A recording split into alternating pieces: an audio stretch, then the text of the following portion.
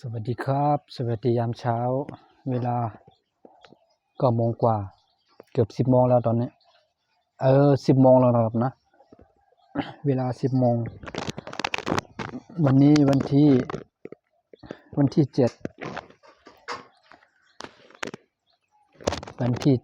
อาทิตย์นะครับนะ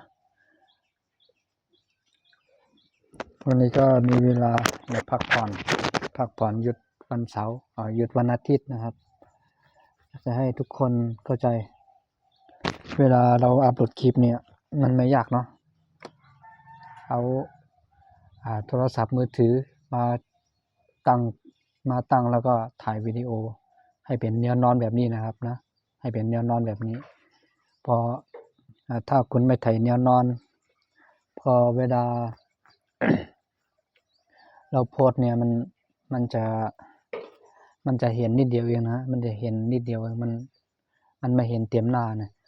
เพราะว่าเขาเอาลง YouTube เนี่ยนะ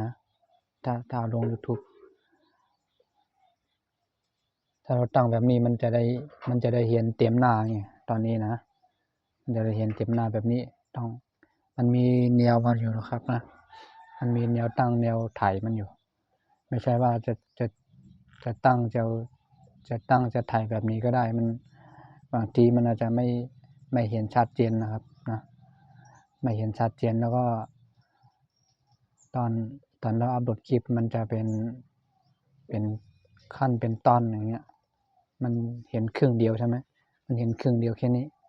มันเห็นครึ่งเดียวแค่นี้ไงถ้าถ่ายแนวตั้งแบบนี้นะมันไม่เหมือนเราถ่าย TikTok นะทุกคนถ้าเราถ่าย TikTok ลง Facebook มันก็ดีถ่ายแบบถ่ายอีกอย่างหนึ่งก็ถ่ายให้มันเห็นนะให้มันเห็นชัดเจนหน่อยก็ไม่เป็นไรนะครับคือสำหรับมือใหม่ก็หัดเรียนรู้ทุกวันเรียนรู้ ถ้าไม่เรียนรู้มันก็จะสายไปเรื่อยๆนะเพราะว่าเวลาของเรามันมีน้อยมากแต่วันพุธนี้ยังมีไกลอยู่นะครับวันพุธนี้เยอะนะวันพุธนี้เยอะแต่เวลามันน้อยลงเรื่อยๆอายุยืนยาวนานของเราก็แก่ไปเรื่อยๆนะฮะเพราะฉะนั้นเราไม่ต้องรอเวลาเราไม่ต้องรอใครเราทำได้ก็ทำไปเรื่อยๆทำไปก่อนทำก่อนได้ก่อนไม่ยากการที่เราทำเลยไม่ต้องซีเรียสอะไรมากมาย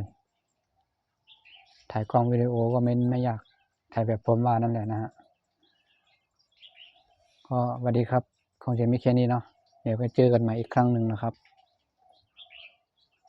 ตอนนี้ผมตั้งเวลาไว้ประมาณ11 โมงนะครับ11 โมงเช้านะเนื่องจาก11 โมงเนี่ยเดี๋ยวผมก็จะลงอีกจะอัปโหลดอีกคลิปวิดีโออันหนึ่งผมจะอัปโหลดอีกอันหนึ่งนะ